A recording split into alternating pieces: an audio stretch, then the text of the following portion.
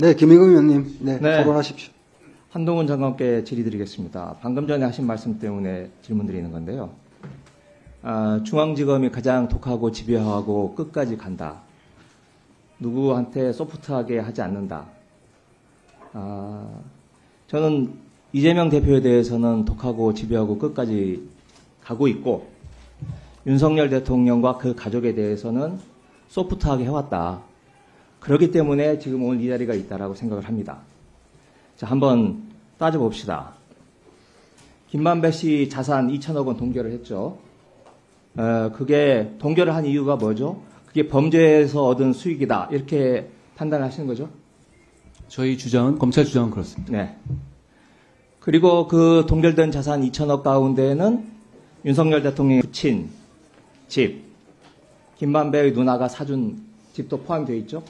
그 얘기를 아직도 하십니까? 맞는지 안 맞는지만 이야기하세요. 아니, 그것까지 제가 파악이 안 돼 있습니다. 네. 개별 재산까지 장관이 어떻게 다 파악하겠어요? 네, 포함이 되어 있습니다. 포함이 되어 있고, 이것 또한 범죄 수익에서 범죄 수익으로 구입한 거다라고 판단을 했기 때문에 이 동결을 한 거라고 생각하는 게 상식이라고 생각합니다. 관련해서 그러면 김만배의 누나 조사한 적이 있습니까? 제가 구체적인 그 범죄 수사 내용은 잘 모르겠습니다. 의원님, 김만배 씨가 아니요, 윤석열 대통령의 가족 재산을 산 것이 잘못됐다는 어떤 그런 논리적인 얘기가 지금 도출이 안 되는 상황 아닌가요? 이미 끝난 얘기 아닌가요? 그 부분에 대해서는? 아니요, 검찰이 하나도 수사를 하지 않고 해명하지 않기 때문에. 지금 의원님 말씀하신 그렇습니다. 특검은 그것도 수사하겠다는 취지신가요? 당연히 네. 전 들어가야 된다라고 그렇군요. 생각합니다. 네. 자, 지금 2천억을 동결한 이유는 이게 범죄 수익에서 왔다라고 판단을 했기 때문에 동결한 거고, 김만배 누나가 이 집을 산 게 2019년 3월입니다. 2019년 4월에 샀습니다. 그런데 바로 그 직전에 대장동 수익이 분배가 됩니다.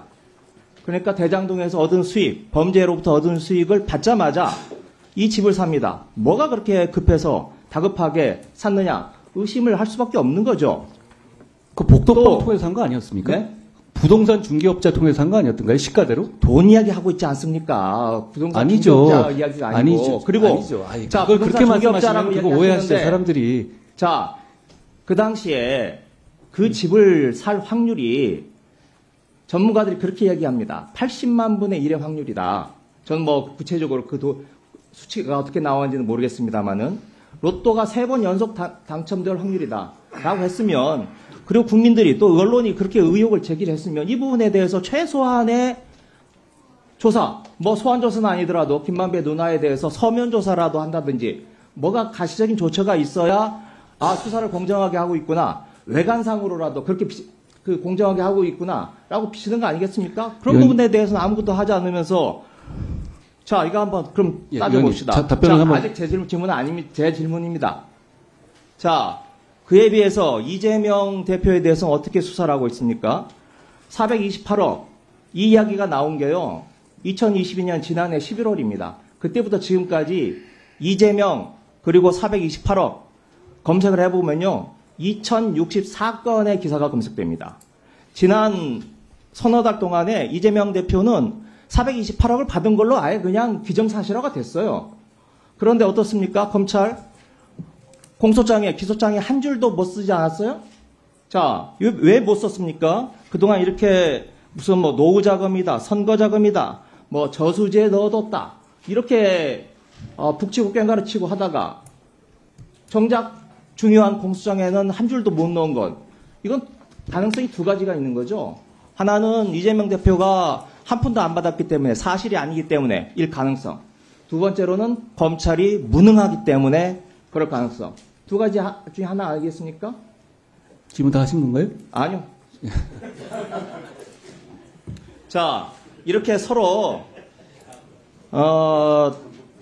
윤석열 대통령 가족과 이재명 대표에 대해서 현저하게 균형이 무너지게 편파적으로 수사를 해왔기 때문에 지금 특검의 필요성이 주장이 되고 있는 거고 이 자리가 만들어진 거라고 생각합니다. 특히 국민의힘 김기현 당대표께서 2021년 9월에 서울신문에 인터뷰를 하면서 이렇게 말했습니다.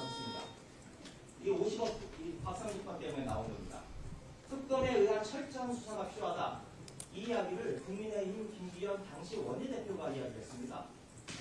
이제 당대표까지 되셨으니 국민의힘 의원들이 당대표의 뜻을 받들어서 추종해서 이건 특검 신속하게 통과시켜 줄 것으로 기대해 봅니다. 네. 제가 장관님, 답변 예, 드리겠습니다만, 답변하시고요. 의원님, 일단 부동산 업계에 대해, 현황에 대해서 의원님이 누구보다 잘 아시지 않습니까? 자, 김만배 누나와 그 관련해가지고 하신 그 거래는 부동산이 거래한 것이고, 당시 시가에 부합하는 것이었죠. 그러니까, 저는 이 부분은 그러니까 야당에서도 이제 더 이상 의혹제기 끝난 얘기로 알고 안 하시는 부분을 알고 있거든요. 만약 진짜 이런 부분을 하기 위해 특검을 하시는 거라면 저는 좀 이해하기 어렵고요. 그리고 제가 지금 받았는데 저는 몰랐습니다. 김만배 누나 조사했다고 하는데요. 검찰에서. 예. 언제 했습니까? 언제까지는 모르겠어요. 거기까지 말씀드리지만 검찰에서 조사를 했다. 제가 이런 메모를 전달받았습니다. 그러니까 이거 당연히 사실이겠고요. 그리고 아까 그렇게 조사를 했으면 아까도 얘기했듯이 자, 장관님 답변만 하십시오. 예. 그리고 지금 아까 말씀하신 것 중에서 이 특검을 해야 되는 이유 중에 하나로서 이재명 대표님에 대한 수사를 너무 강하게 했다는 말씀하셨는데, 그렇게 본다면 국민들께서는 특검이라는 거는 누구를 방어하기 위한 맞불놓기 수단으로 활용돼서는 안 된다고 저는 생각합니다. 국민들께서 보시기에 이게 어떤 진실 규명을 하거나 그런 부분이 아니라 이재명 대표에 대한 수사가 너무 강하니까 균형 맞추게 해달라. 이렇게 이해하시지 않겠습니까? 그런 용도로 특검이 활용되면 안 된다고 생각하고요. 또 하나는 매번 지금 저번에도 말씀하신 건 수사와 기소를 분리해야 된다고 말씀하시지 않습니까? 그런데 왜 매번 일이 있을 때마다 수사와 기소가 완벽하게 결합된 특별검사제도를 주장하시는지 저는 그런 논리적인 모습 점도 한번 생각해 보셔야 한다고 생각합니다.